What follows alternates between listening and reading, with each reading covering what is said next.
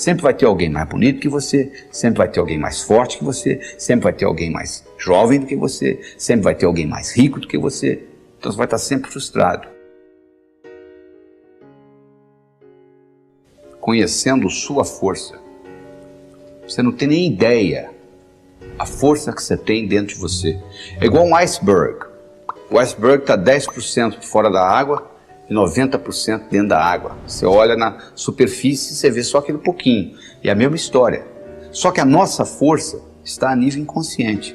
Você conhece a história da mulher que estava dirigindo numa estrada deserta do Texas e a picape dela quebrou?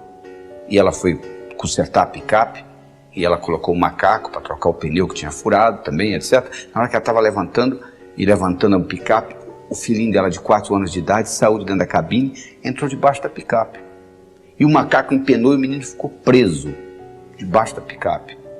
E ela foi lá e levantou, com menos de 50 quilos a mulher, levantou a picape para o menino sair. Agora eu lhe pergunto, de onde que ela tirou essa força? Do inconsciente.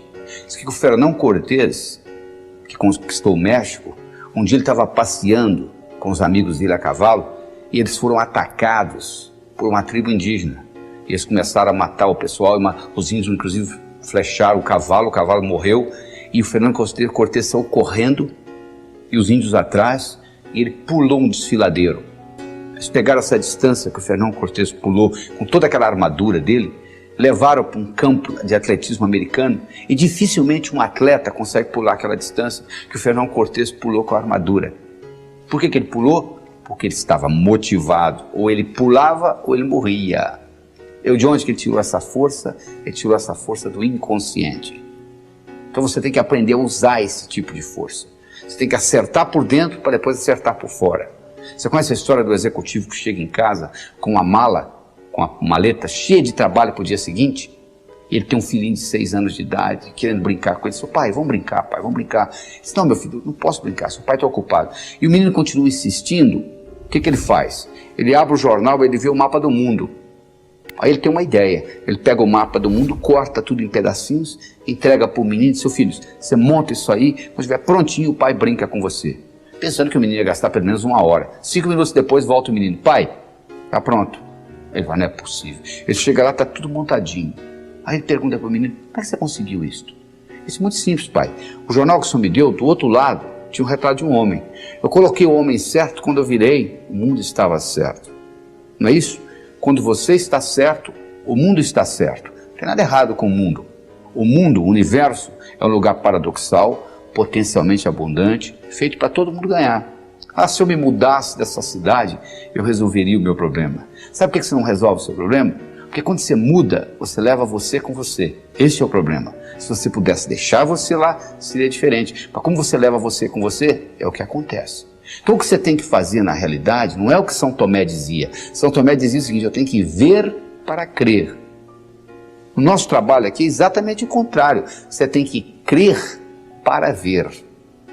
Porque se você tiver que ver para crer, você vai estar sempre comendo poeira de alguém. As grandes descobertas, as grandes invenções do mundo ocorreram exatamente o contrário. Pessoas que acreditaram e manifestaram. Então você tem que mudar esse paradigma, você tem que fazer uma mudança no seu pensamento, você tem que passar a acreditar, porque você só vai ver aquilo que você acredita. Então para você mudar isso e passar a acreditar em coisas que você não acreditava antes, você tem que mudar o seu modo de pensar. Você tem que começar a excluir coisas da sua vida e você tem que começar a incluir novas coisas. Porque se você não excluir, não tem lugar para incluir. Você imagina no seu guarda-roupa, por exemplo. Você quer comprar roupa nova, você já tem um guarda-roupa cheio, o único jeito de você colocar roupa nova é você tirar as roupas velhas. Não é verdade? Você conhece a história do sujeito que quer ser mestre e ele vai no mestre Zen e se apresenta como discípulo, e ele começa a conversar com o mestre Zen e o mestre pergunta, você quer chá? Ele começa a servir chá para ele, ele coloca a xícara e o mestre Zen vai enchendo a xícara, vai enchendo, começa a transbordar. E o discípulo não aguenta, seu mestre, será que o senhor não vê que está tornando? Foi exatamente. Será que você não está vendo que a sua mente já está cheia? Você já chegou aqui transbordando. Não existe lugar para o meu conhecimento. Então, o indivíduo às vezes anda com a mente transbordando de conhecimentos inúteis, que você deve excluir. Você tem que mudar as crenças. Você tem que incorporar coisas novas. Você tem que concentrar nas suas qualidades e não nos seus pontos fracos. Você imagina um sujeito com 1,50 m querendo jogar basquete. Não dá, né? Você imagina um sujeito com 2,20 m querendo ser jockey. Não tem jeito. O cavalo nem sairia do lugar. Então, para você começar a mudar esse processo, para você entrar em contato com essa força dentro de você, você tem que começar a descobrir quais são os seus talentos, quais são as suas qualidades, quais são as 5 principais qualidades que você tem. Você já escreveu alguma vez? Porque é importante, não é só você pensar, não.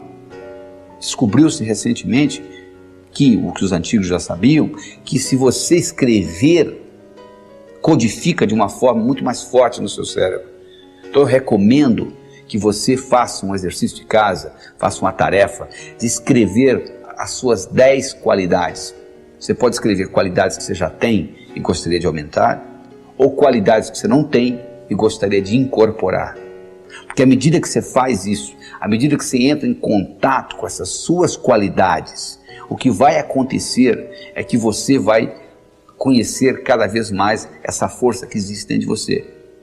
E o segredo não é você se comparar com os outros, é você se comparar com você mesmo e acompanhar a sua evolução. Porque se você começa a se comparar com os outros, sempre vai ter alguém mais bonito que você, sempre vai ter alguém mais forte que você, sempre vai ter alguém mais jovem do que você, sempre vai ter alguém mais rico do que você. Então você vai estar sempre frustrado. Agora, se você compara com você mesmo e acompanha a sua evolução, isso serve de estímulo para você continuar evoluindo. Então, além das suas qualidades, eu gostaria de saber dos seus hábitos, quais que você quer excluir, quais que você quer manter e quais novos hábitos que você quer incluir na sua vida, na sua tarefa diária. E lembre-se, algo para se tornar hábito tem que ser feito, pensado, manuseado pelo menos 21 vezes. Se você passar fio dental nos seus dentes 21 dias seguidos, eu lhe garanto que você vai passar para sempre. Igual você faz com escovar os dentes. Mas se você fizer uma vez ou outra, você vai passar o fio dental uma vez ou outra, como a maioria faz.